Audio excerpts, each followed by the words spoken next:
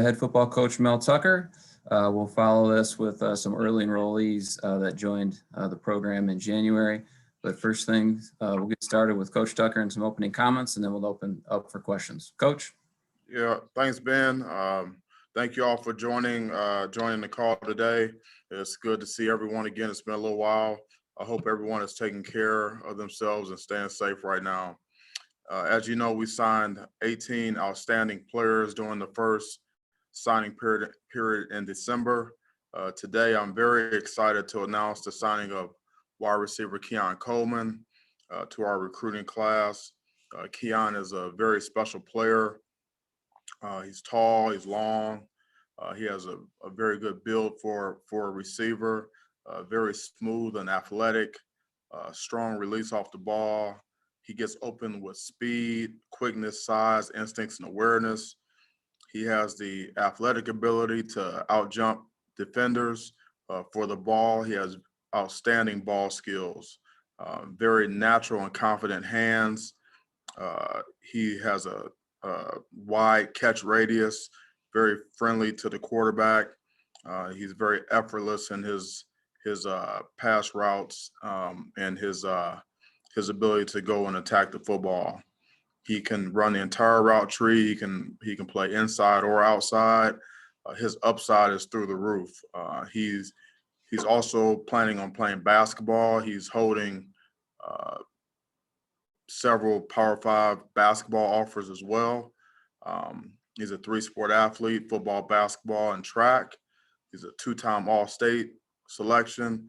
As a junior, he had over 1,100 yards and 22 touchdowns on 35 catches. He's All-State in basketball, averaging 30 points a game this season. He scored 63 points in a game last month. He averaged 26 points a game as a junior and 23 points a game as a sophomore. An outstanding athlete, and he was a high priority target for us. Also want to introduce some of our mid-year transfers who joined the program last month. Anthony Russo, the quarterback. He has 1 year of eligibility remaining. He's got a big arm. He's tall. He can make every throw. Good ball placement and accuracy. Has clutch production. He's confident in the pocket. Has very good pocket awareness and instincts, and has all the traits to be an NFL quarterback. Started 26 games at Temple and set the record for most completions at Temple. Kenneth Walker, running back. He has 3 years remaining. Wake Forest, good size running back, has a very good build. He's already been very impressive in the weight room and is on his way to set some records there, walking in the door. Good bulk. He has good contact strength. He plays with a low center of gravity. He doesn't go down on first contact. Extremely patient runner that has good vision and instincts. He attacks the line of scrimmage and shows burst through the hole. He shows acceleration when he gets to the second level, and he really fights for extra yards to finish runs. He also has value in the pass game and is a reliable receiving threat. Jared Horst, O-line, he has at least 2 years remaining. Arkansas State, tall, long, athletic, plays with a little nasty to him, a lot of nasty. Shows toughness and physicality both in the run and the pass game. Good lateral quickness and range, good balance and body control in space, and shows production on the second level as a blocker. Has the strength to anchor and the footwork to slide and adjust. Will compete immediately for a starting position. Drew Jordan, defensive end, 1 year remaining from Duke. Good size, solid frame, good build and bulk and strength, good initial quickness and burst off the edge, plays with a very good motor, balance and body control, is a smart player that shows good instincts and awareness as a rusher. Knows when to counter back at the quarterback depth, can chase down ball carriers from the backside, will give us another pass rush option and really upgrade us at that position. Kendall Brooks, defensive back, at least 2 years remaining. North Greenville University, Very good size DB, aligning primarily at safety. He is smart, he's tough, he shows burst to close when coming downhill, and is a good open field physical wrap tackler. Shows versatility in both the pass as a pass defender and a run stopper. Does not back down for contact. He does have contact toughness, and you can see his range and pursuit. High-end special teams value as a four-core special teams player. Spencer Rowland, a walk-on. He's got 1 year remaining. Comes from Wheaton College. His coach played for me in Jacksonville. Aligns as a corner, has good ball skills and instincts. Shows toughness. Does not back down from contact. Shows production in both man and zone coverage. Highly competitive kid who will fight and high point the ball at the catch point. Shows aggressiveness in press coverage and press man coverage, and has the speed to recover. Good awareness and instincts, and knows spacing as a zone defender, which is important. Shows burst out of his breaks, and can physically wrap up and make space tackles. Again, he was coached by Pete Ernesagen, Petey Ice, who I coached in Jacksonville, and Spencer's actually going to be in med school here. Also, in regards to our staff, last week I made some announcements. I promoted Cap, Coach Chris Kapilovic, to the assistant head coach, which he deserves. He's a very reliable, influential on the staff, and I trust him on and off the field. He does a lot for us here. And Travaris Tillman as the cornerbacks coach. I've known T from our time at Georgia. He was with me for 3 years there. Played at Georgia Tech. Played I think 7 years in the NFL. Played for Coach Saban. Knows the language. Knows the technique. Was with me at Colorado. Is going to continue to do a great job here.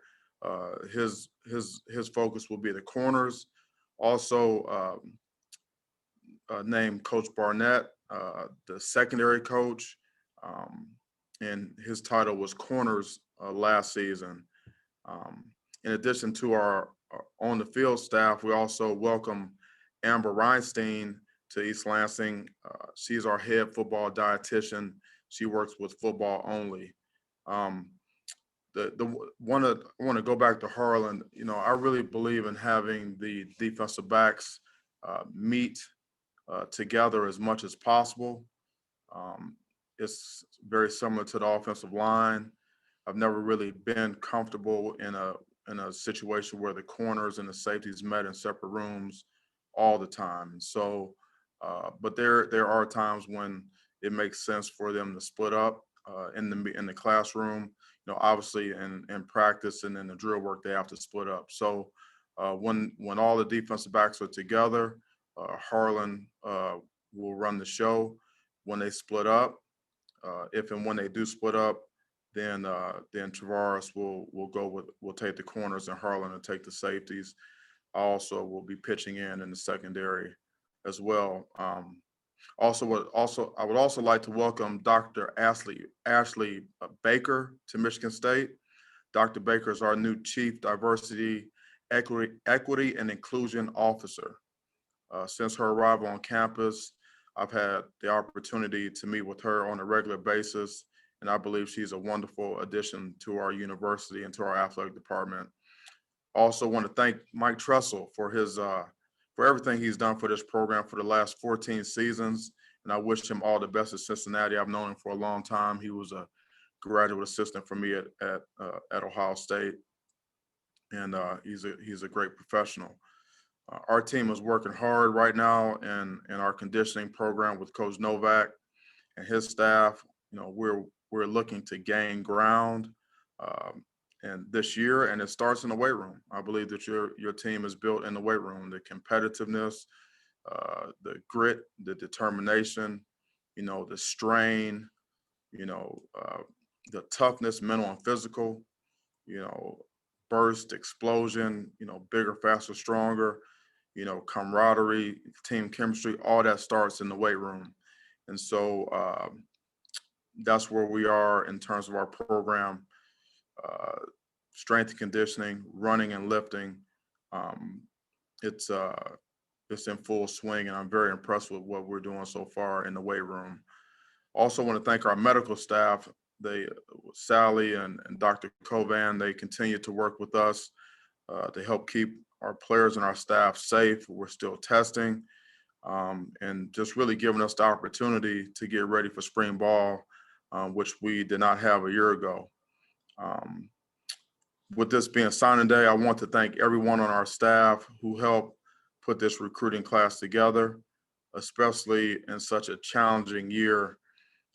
To our academic and compliance staff who have really pitched in, all of our coaches, all of our recruiting staff, everyone worked extremely hard to bring this latest class of Spartans to East Lansing, these Spartan Dogs.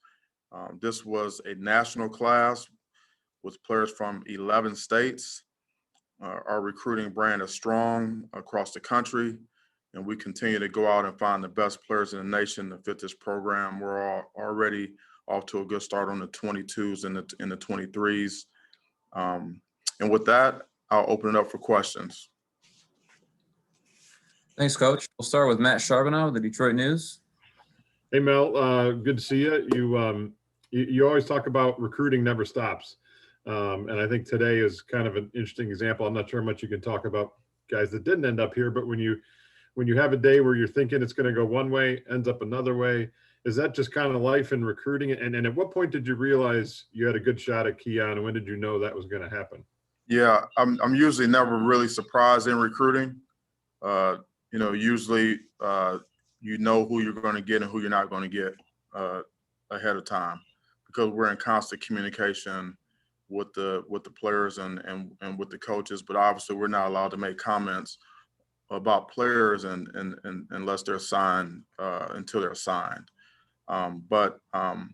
We've never gotten off of Keon. Even when he committed to Kansas, we wished him well, but asked him if it was okay for us to continue to recruit him. He said that it was, and we stayed in constant communication, and it was a relentless effort to continue to put our best foot forward and continue to recruit him.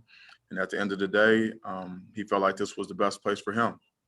How much did Tom and his staff help out in that? Or, obviously being a two-sport player, how much were they involved? Tom was very instrumental.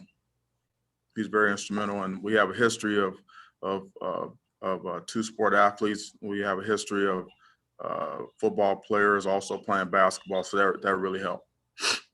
Thanks, Mel. Yeah, thank you. Our next question is from Matt Wenzel with MLive. Hey, Mel, real quick, do you expect to add any more recruits to the 2021 signing class? Or do you think you guys are pretty much set right now?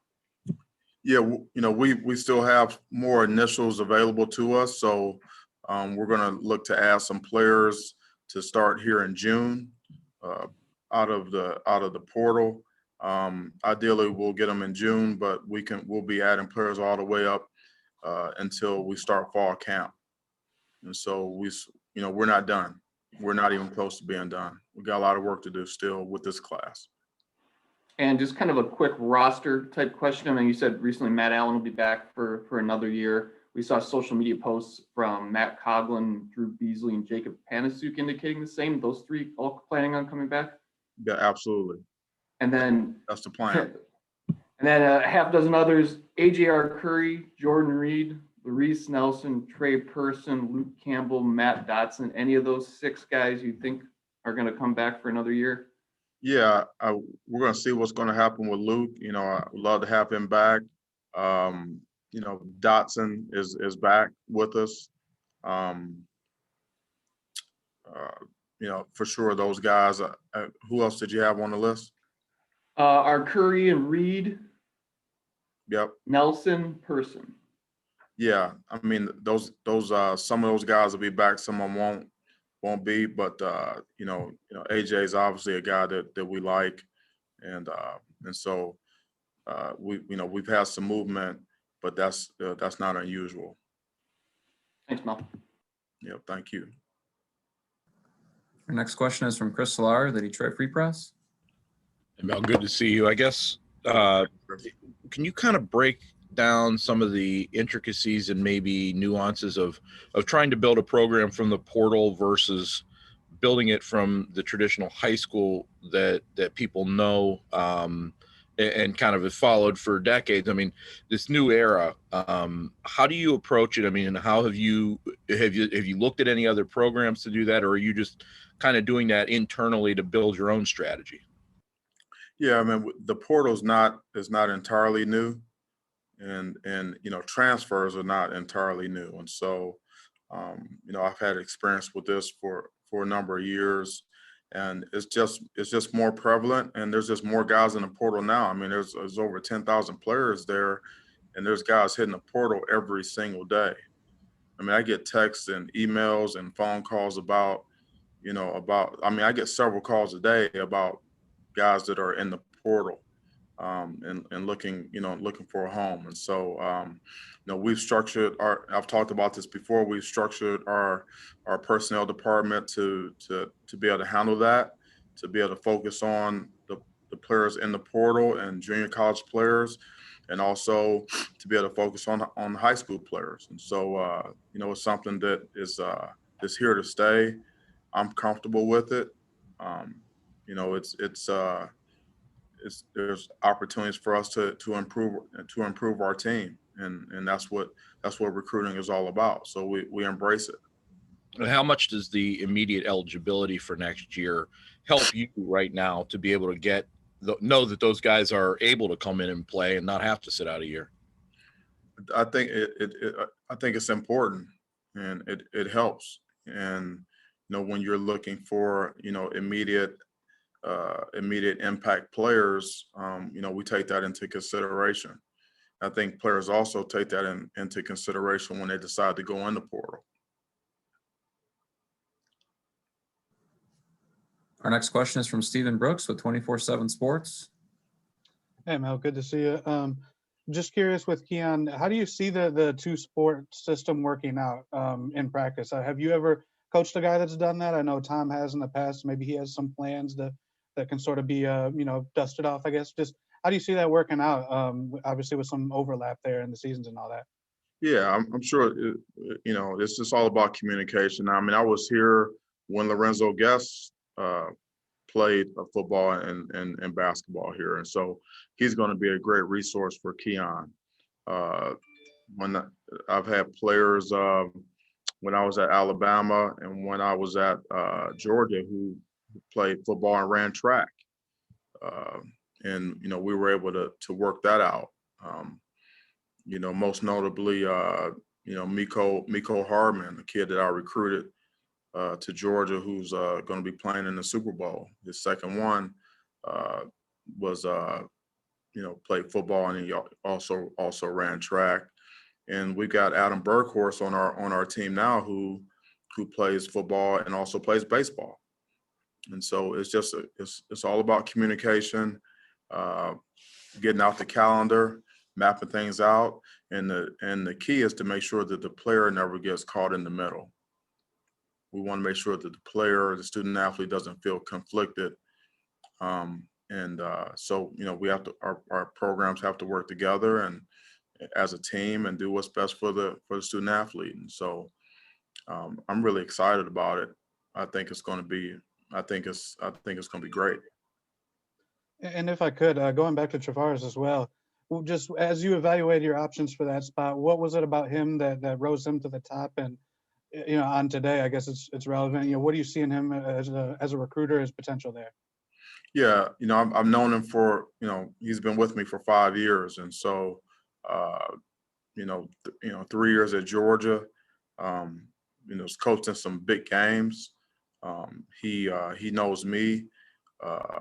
He understands recruiting. He's got a lot of experience at the highest level. Again, he played at Georgia Tech, was a great player. Played in the NFL for, I believe, seven seasons for a couple of different teams. And so he's got a wealth of knowledge. He understands technique and fundamentals. He's from the state of Georgia. He has excellent recruiting ties in the South. Georgia is obviously a place where we spend a lot of time recruiting, and we have a good relationship, and it's important for someone in that role to be very comfortable with me being in the meeting room and around the drill work on the field, because I'm going to be there. Thank you. Our next question is from Lindsey Huddleston. Hey, Mel, good to see you. It's been a whirlwind for you since your plane touched down. I'm just wondering, have you had a moment to reflect now that the season is over and you've been able to step away? And I'll throw this other one in there. Do you have any advice for your co-recruiter over in that building 2 doors over from you with what's going on with their season right now? I've had a little bit of time to reflect, but not a lot. I'm really just, looking to gain ground and move forward. It has been a little bit of a whirlwind, but I've enjoyed it. I've learned a lot, and I'm really excited about our future. And I love the activity. I love the fast pace. I love the challenges that are presented, each and every day. Really, navigating COVID is still a challenge, for our program for football. I mean, we're working out every day. I mean, I got 100-some guys here, and 50+ staff that are working every day, and we're trying to stay COVID free and trying to stay safe, and our doctors and our trainers and medical staff have done a great job with that, and the best advice I can give is to do the best that you can, and try to follow the protocols, and be consistent and firm with those best you can. But it's you can do everything right. You can do everything right and still have issues with COVID. That's the nature of the pandemic, and so it's a daily challenge, and it's top of mind. I mean, every single day. All right. Thank you for that. Yeah, you're welcome, Lindsey. Thank you. Next question is from Joe Dandrin at the State News. Hey, Mel, hope you're doing well. Thanks, Joe. So you've got a guy like Anthony Russo, who, 30+ starts at Temple, and then you've got a new guy like Hamp Fay coming in. I guess between the two of them both playing the quarterback position, has anything surprised you about either of them, as they both have been part of that early enrollee group? And I guess, has anything really stuck out with Russo, because he's got quite a bit of experience coming in? Yeah, no surprises. Again, we spent a lot of time on Hamp and recruiting him and getting to know him, and so we knew what he was going to be walking in the door. And then obviously Russo, we know quite a bit about him, and he has a body of work, at the college level, and so there's really no surprises there. Both of those guys are big, strong guys that have cannons, and they can sling it. And kind of as a follow that, had being an early enrollee, someone like Hampton, just learning the playbook, kind of getting adjusted to everything, and just how much is that going to help him kind of going forward? Yeah, it helps quite a bit, because you get a chance to learn the playbook. You get a chance to get to know the staff, get indoctrinated to the strength and conditioning program, also nutrition. And academically, you get a chance to get your feet on the ground, and it's an opportunity to get off to a great start academically without the pressures of having to play a game. So you get a spring, you get 15 practices, and then you get a summer program where we install and we lift and we run, and then you still get fall camp to really get the install really a third time, all that before you really have to play a game. And so, if you can come here early, you can get a leg up. Thanks, man. You're welcome. Next question is from Eli McCon of the State News. Hi, Mel. I'm going to kind of follow up with Joe here a little bit. With Kameron Allen, kind of the same question. I mean, what have you kind of seen from him in these early workouts, and how impressed have you kind of been with him so far? Yeah, Cam is good. Cam has done a good job. I didn't mention Cam or Mike Gravely, but Cam has got really good size. He's got good ball skills. I mean, he looks like he belongs here. And so when you see him lined up with the rest of those guys in the strength and conditioning program, he does not look out of place. And so I'm glad that he's here.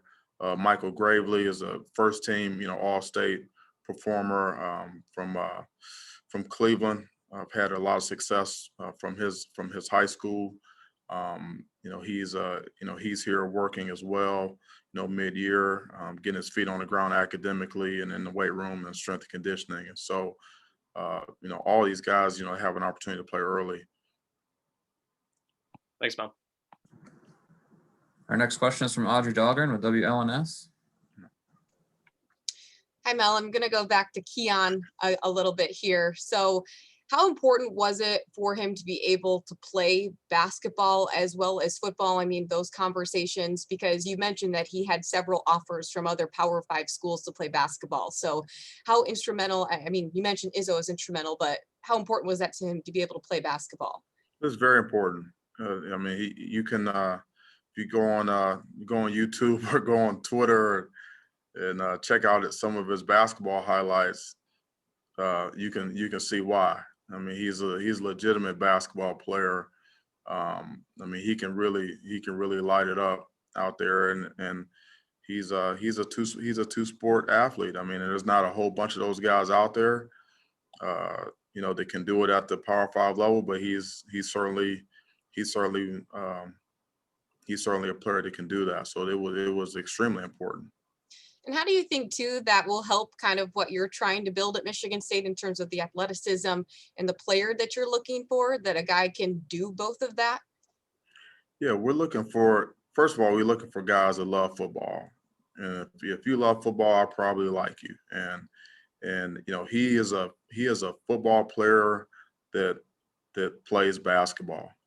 And so, but we want guys that are athletic, multi-sport guys. I just think that it helps. I love guys that play multiple sports.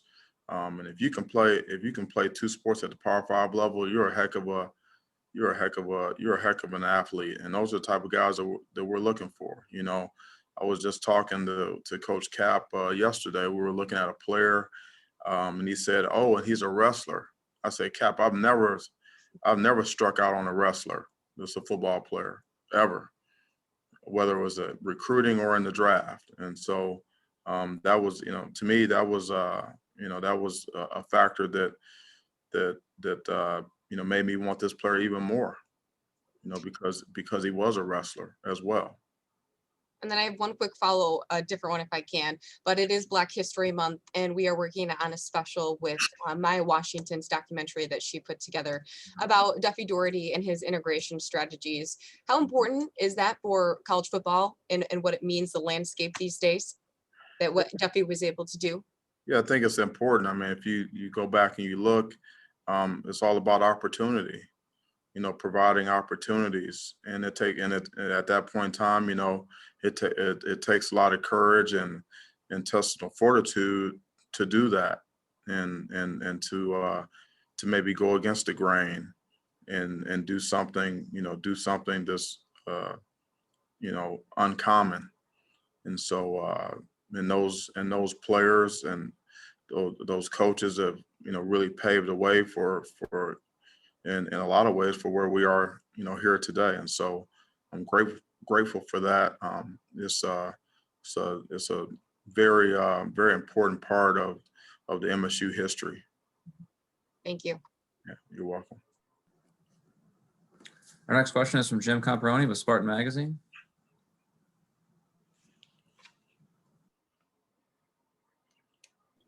Sorry for the delay there. Hey, Mel, recently you mentioned that Muhsin Muhammad had a role with Kendall Brooks in Michigan State. Can you expand on that a little bit with him coming in as a transfer?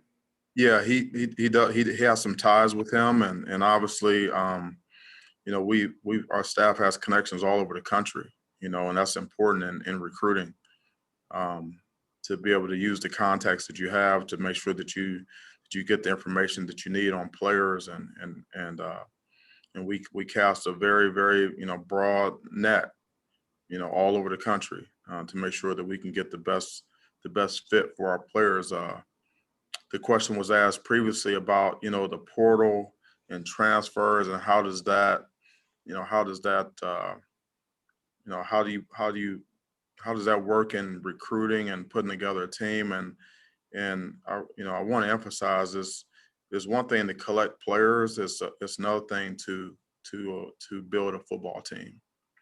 We're not just in the business of just collecting guys, and so we're looking for players that are a good fit for us. You know, whether they're high school players or they're transfers from 4-year guys or JUCO guys. You know, every good player is not a fit for us. And you know, first and foremost, I want them to love. They need to love football, and they need to want to be here.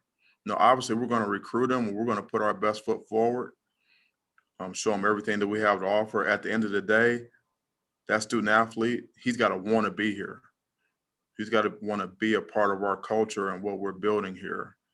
And so everyone that's in our program now, everyone that we bring into the program, everyone that we've signed, whether they're transfers, high school guys, they love football and they want to be here. And that's tremendously important.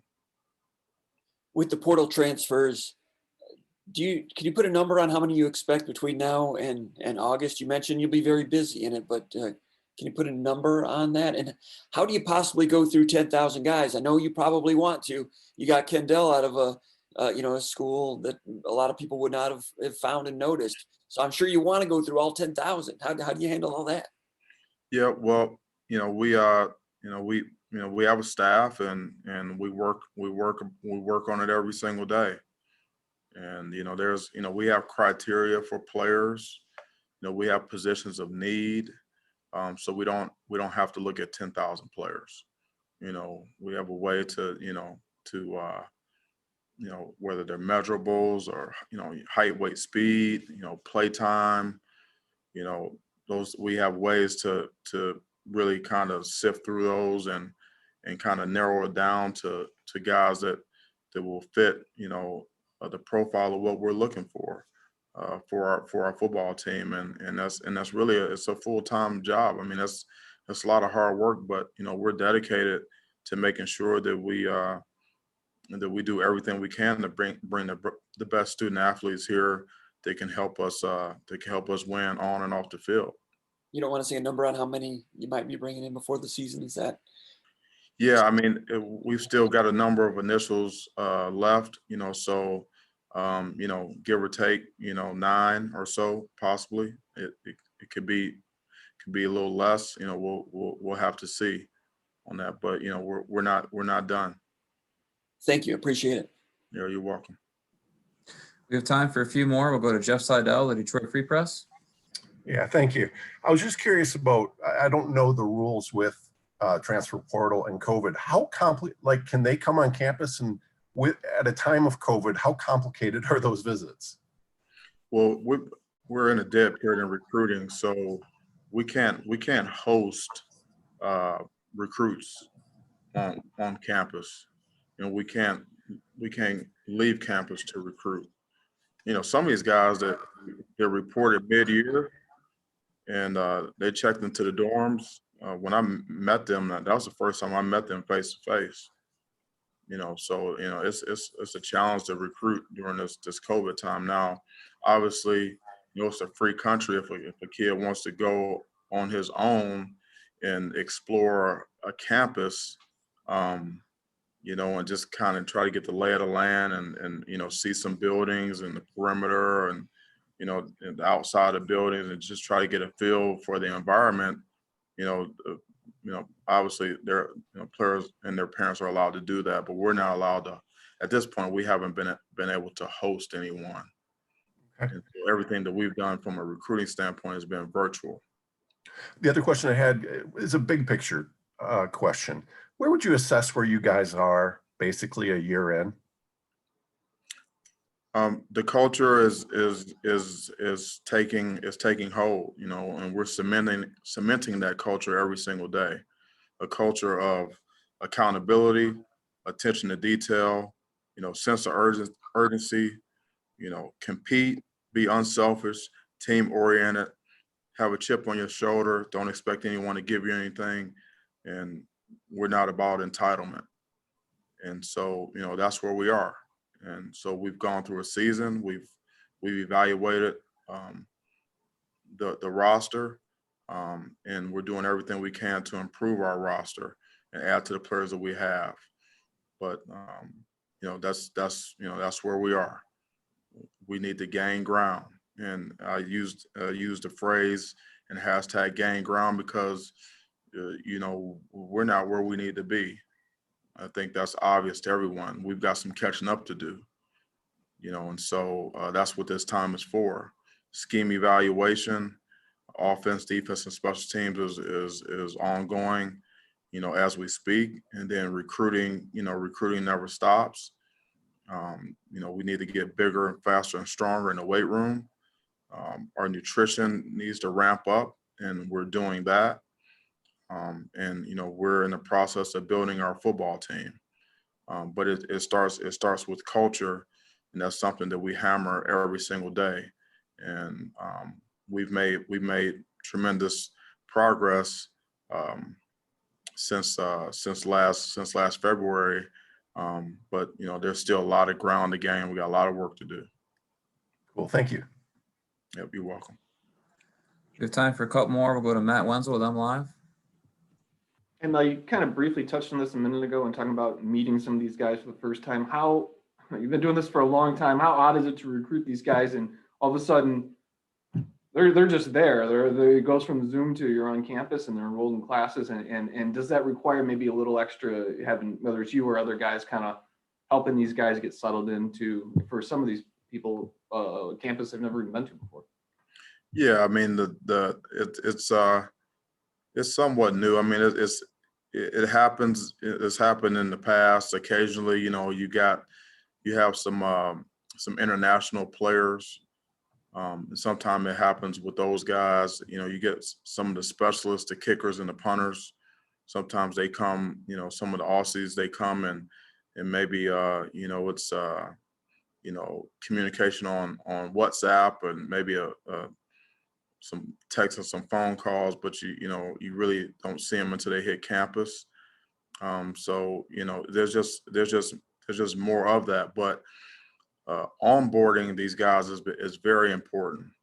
And so with Darian Harris and all of our departments, recruiting, academics, that first day that they get here, checking into the housing and getting the IDs and campus tours, making sure they know where their resources are. The onboarding process is critically important because you need to get off to a good start, especially academically. And so, with our academic support center, our strength and conditioning coaches, Darren Harris with his crew, our recruiting staff and our coaches, we've really just tried to make sure that these guys get off to a good start, and so they can hit the ground running. And so, so far so good. And quick follow, obviously your schedule has been set for quite some time, but as we saw this year, things can change pretty quickly. I believe the Michigan game, obviously going there 2 years in a row, Indiana coming to you guys 2 years in a row. The Big Ten previously said they wouldn't obviously make opponents play 3 years in a row in one location. When do you anticipate a schedule being finalized, or have you got word from the Big Ten on that? Yeah, I'm not sure on the exact date. It's not something that I'm really concerned about. The schedule is going to be the schedule. We'll do advanced scouting reports on the teams that we're going to play. And then whether it's home or away or whoever it is, we're going to play the schedule and we're going to get after it. So, it's whenever it hits, and then we'll be ready to go from there. Thanks, Bill. Yeah. We have time for two more. We'll go to Chris Solari, the Detroit Free Press, and wrap it up with Matt Charbonneau. Chris? Kind of a two-part deal coming off of what Matt said. With the schedule for the spring, kind of, I guess, where do you go from the off-season conditioning, out-of-season conditioning to actually transitioning into getting a spring practice? When's that transition made? Yeah, we're going to have 8 weeks of strength and conditioning, and then that'll lead us right into spring ball. We'll have 15 spring practices. Hopefully a spring game will be practice 15, and then we'll go into our summer program. Do you, with that, do you anticipate getting back to the testing regimen you guys were doing this fall, or will that be a separate situation from how that was? I'm not sure if the Big Ten testing will be involved in our spring practices, but we're currently testing now. Outside of that, the Big Ten testing that we were engaged in during the season. And as the final part of it, in hindsight, looking back, how much did COVID affect you guys in terms of the big picture of the team throughout the course of the season? And do you feel like it was the right decision to go ahead and play in the fall? Yeah, we found out a lot about our team, and COVID was a challenge for all of us. And so, we were very fortunate to be able to practice and to play. I said that every single week during the season because we wanted to coach and we wanted to play, and we were able to get that done, and we were able to do that in a safe manner. And so, from my point of view, it was a very productive, and we got a lot out of it. Final question will go to Matt Charbonneau, the Detroit News. Yeah, Mel, I wanted to ask you real quick about running backs. Obviously, you have one in this class. You brought one in as a transfer, another one potentially. We haven't seen a lot of movement in the portal of guys going out. That's going to be a crowded room at this point. How important is this time right now into spring practice and that room and that position kind of sorting itself out? Yeah, well, we want to be able to run the football, and we got to have backs, and we need to have competition at positions, and that's what we're going to have at the running back spot. Again, we don't have a sense of entitlement. It's compete to play, compete in the weight room, compete in the drills, everything is a competition, and we're going to play the best players, but we need to be able to run the football. We need to be able to get tough yards. We need to be able to be physical. We need to be able to pick up the blitz. And we need backs. And we need a stable of backs. And so, and the goal is, is your practices, are harder than your games. And so, the more guys that we can get in here that can compete at a high level, the more competitive our practices are going to be. And we practice a lot more than we play, and that's how you get good. That's how you develop your team, is through competitive practices.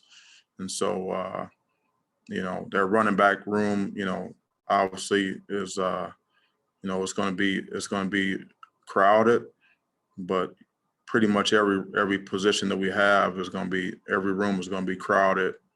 It's going to be competitive, and that's where we need to have it. Thank you, Mel. Appreciate it. Thanks, Coach. We really appreciate your time and providing an update on the team today. Okay, thank you so much.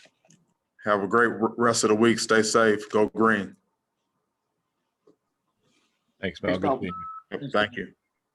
Appreciate you guys.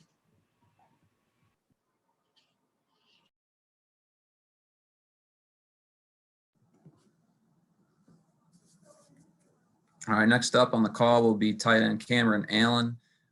He's supposed to go on at 1. I'll see if he can join us just a few minutes early. And then quarterback Hamp Fay at 1:30. He gets out of class, and we'll have him then. So we'll come back here in a couple minutes with Cam.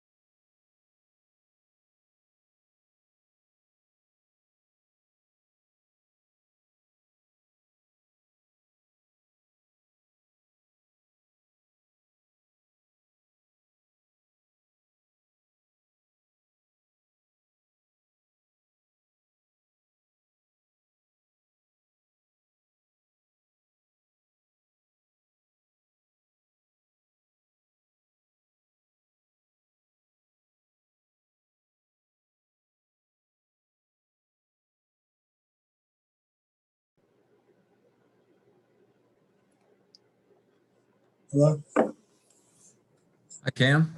You know, Joining us. Everyone just about back. Coach Tucker just wrapped up his press conference, and I think everybody will start coming back in the call here. So we'll give everybody a minute to get ready. okay, that's fine.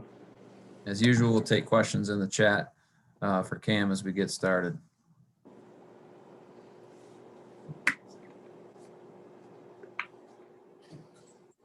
Sounds good. Looks like we have just about everybody back. So I want to introduce everyone.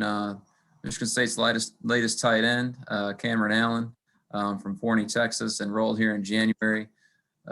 Really excited to introduce you to him today. And we'll take questions, and we'll start with Matt Charbonneau of the Detroit News. Matt. Hey Cam, how you doing?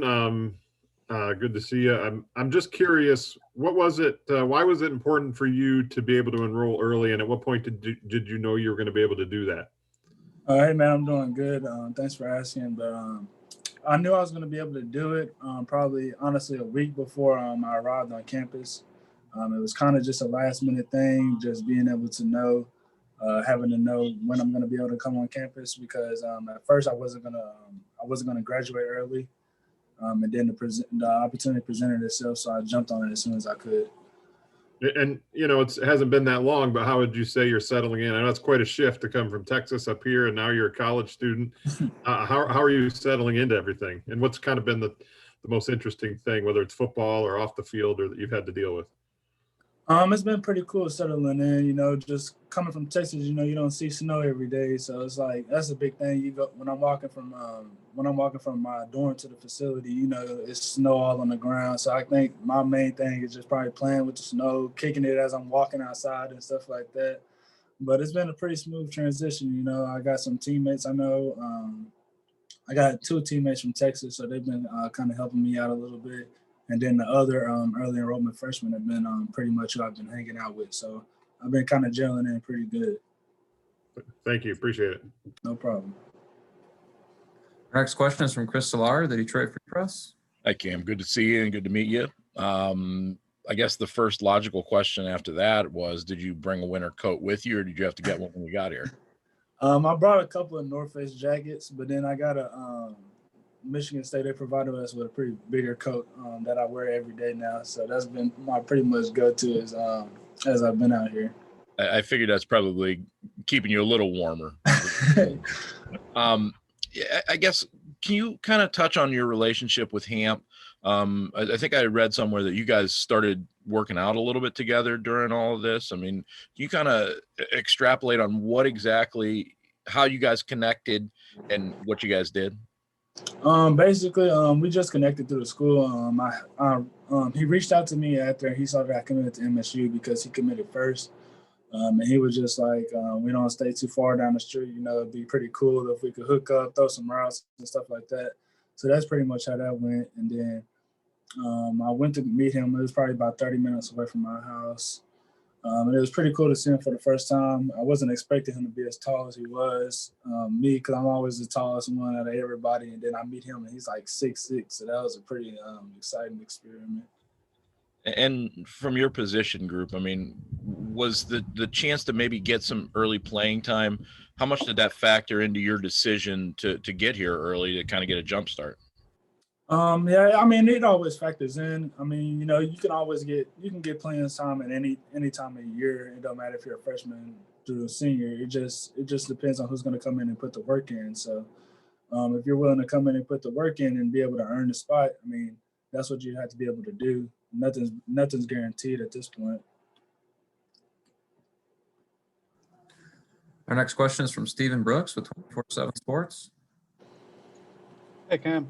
I wanted to ask you, how much before you came were you able to? I'm just curious about your process of learning the offense. When do you dive into that? Did they send you some stuff, playbook stuff to figure out while you were home, or does that start when you get here and you sort of have meetings on the side other than your weight room stuff? Just curious how you're going about learning the scheme as you look towards spring ball in a month or so. Before I got on campus, it was basically just like you're pretty much just learning a little bit at a time because, mine was different because at first I was just coming in, I was going to be coming in June. And then all of a sudden I was coming next week. So it was just a jump from all of a sudden. So then as soon as I got like everything settled with like my papers, getting my transcripts and all that other stuff, I was able finally to like settle in and actually be able to start learning some things. Like now I got my playbook, it's sitting right beside me.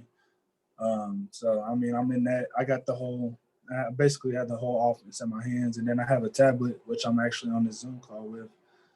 It's where I can do all my watch all my film.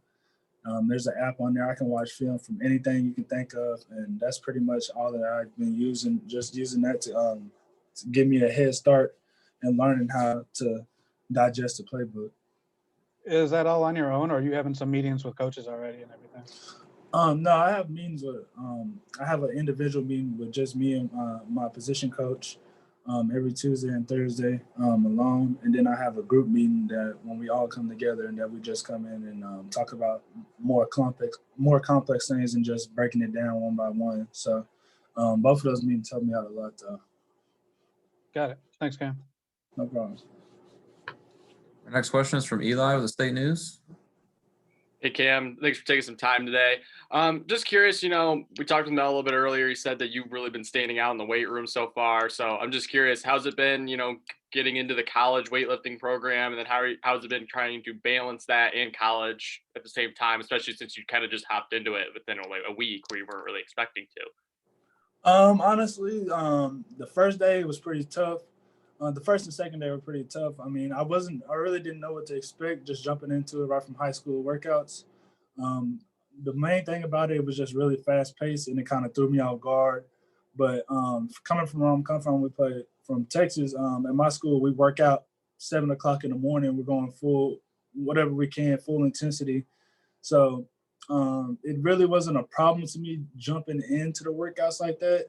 But the only difference was how high maintenance it was, because you're not doing bench, squat, and power clean. You're not doing those certain 3 things the whole lift. Those are your warm-ups, and then you got to do all these other lifts. So it's basically just you just keep moving, and then that's basic. That's the basic of it.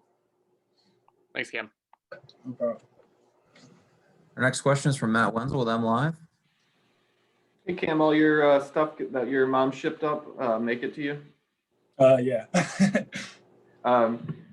You talked a little bit about, being an early enrollee, but, when you kind of set, was there a point, because the process happened so quickly when you went from, thinking you were going to get here in June to all of a sudden you're here. Has it really hit you yet? Or was there a point after, your parent, you get here with your parents that it kind of settled in that there's snow on the ground, you're in college? Yeah, it probably hit me. It didn't hit me that weekend when my parents were in town. It probably hit me the moment my parents, when my mom and them said goodbye and they were going back. That was probably the moment it all hit me that like I'm out here on my own and I have to be responsible and do what I need to do in order for her to be able to come back and me go see them whenever I can. So I know that I have to go out here and handle things in order for those things to be accessible.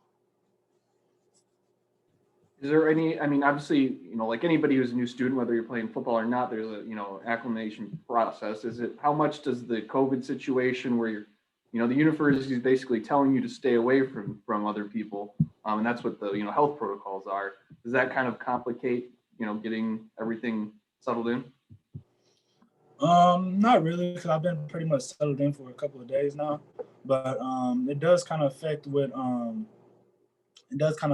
like your social group, because you want to get out. You're a freshman, you want to get out and meet new people because you don't know anybody out here.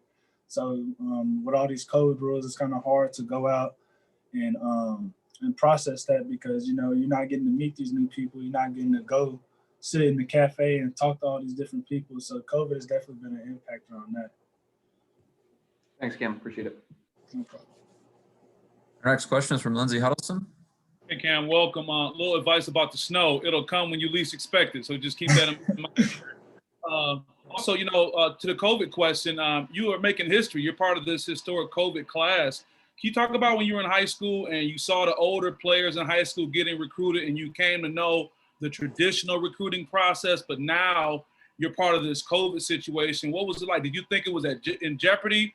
What was it like for you kind of getting ready for this when COVID started? Yeah, it was kind of different. It definitely impacted recruiting because I got started getting recruited by Michigan State in March, and that was like right after COVID breakout. That's when all the NCAA got closed. So at this point, we didn't know how long it was going to be closed. We don't know when things are going to open back up. So at this point, it's just you can't BS with anybody that you want to go to because the opportunity could close just like that. So I knew that I wanted to go to Michigan State. I knew that's where I wanted to be. So I wasn't going to waste any time trying to hold off on any offers, see if I can go to campus or any of that. Yeah, I knew that's where I wanted to be, so that's where I committed to. And a real quick follow-up to that point, what advice can you give to future recruits, whether it's at Michigan State or people going through their process, when it comes down to making a decision? You say you didn't want to hold out, you didn't want to mess around. I mean, what advice can you give people? Just to trust your heart and go where you feel that you're wanted most. Because I feel like everybody can show like that they want you here and that they love you so much, but you can tell the real from the fake. I mean, one coach is going to try to he's going to really be trying to recruit you. And then on the other hand, like how my coach Gilmore was, it's just like he's going to show you realness. He's going to show you that he's going to be your father figure out here and that you can depend on him. And that's what I really wanted in the coaching staff. Wow, thank you for that. Good luck. Thank you. Our next question is from Rico Cooney with Spartan Magazine.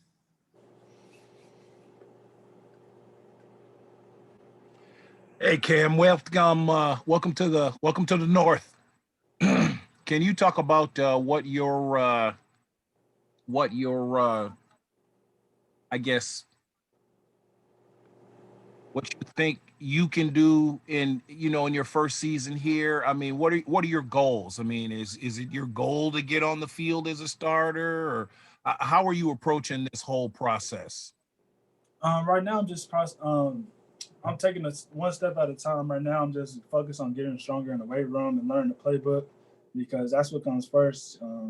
There's, of course, guys that's here that's bigger and stronger than me, know the playbook. So if I don't accomplish those things first, none of the other things happen. So those are my first steps right now. And then once I get through the spring ball and stuff like that, my goals will then be to, I have 3 goals already that I know, because I know I'm going to handle business throughout the spring. My first goal is to make the travel team. My second goal is to start at least 1 game as a true freshman. And my third goal is to catch at least 10 balls this season. So those are all my 3 goals after this spring semester. All right, thanks a lot. No problem. Our next question is from Jim Comparoni with Spartan Magazine. Hey, Cam, thanks for taking time out to do this with us. I'm just a little more curious about your day-to-day things. Are you guys able to throw the football around in the indoor building right now? Have you been able to work out with the quarterbacks and other tight ends and receivers? Or no? We are, but not with the coaches. We're able to do it on ourselves. So when we had to have the balls out, we're just basically by ourselves doing that. What's that been like to run routes for the college quarterbacks and with your teammates? What's that been like to actually get your hands on the football and work out with these guys on an optional basis? It's been pretty cool, because you come into high school and come into college and everybody is good. They say that when you're in high school, you get to college, everybody's good. Well, when you really get there, everybody is good actually. So you getting the same balls, you can't understand that the quarterbacks are competing because everybody is so good. You don't know who's the starter. Like everybody's throwing good balls, the receivers are running good routes. So you're just soaking in as much as you can because all of that will basically just help your process, help you grow as a person, help you grow on the football field because you're just taking this knowledge from the other players that have already been there and you're just using it to your advantage. When you met Mel Tucker and Ted Gilmore for the first time face-to-face was when you were enrolling, which is different than ever before, like Lindsey Huddleston was mentioning. What was that like? You put so much into this program, so much of your future and so forth, to meet them face-to-face. What was that moment like? It was very excited to see them for the first time. When I seen Coach Gilmore, when I seen both of them, I had a big happy smile on my face. I mean, I know they couldn't tell because I had my mask on, but at the same time, I was still in a rush when I met Coach Tucker because when I met him, it was moving in day. So we were getting all our stuff situated in, and then, but he was just a real genuine guy. You could tell he was excited for me to be here.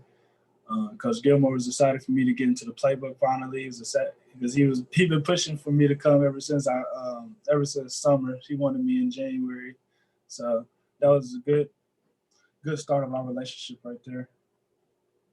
Thank you. Looks like we have one more question. Go to Stephen Brooks with 24/7 Sports. Thanks, man. Cam, I'm curious, how close were you able to get with Ethan during the recruiting process, and how's that relationship gone now? Is he kind of a resource being from the area and an early enrolled guy? What sort of, how much has he been a help to guys like you and him? Most definitely. He's a really cool guy. He literally calls me. We walk to the facilities back and forth with each other. Before we had those COVID guidelines where we're on a quarantine right now. We were eating lunch with each other, eating dinner with each other. I mean, we're doing our homework with each other. He's been a real helpful hand out here because, him being from the area, he's able to tell me where to go, what to do, how to do certain things. So he's definitely been real helpful, and he's a good friend. Got it. Thanks, man. Looks like that's all the questions we have. Cam, we really appreciate your time. Welcome to campus here in East Lansing. We'll see you at spring practice. All right. Thank you guys for having me.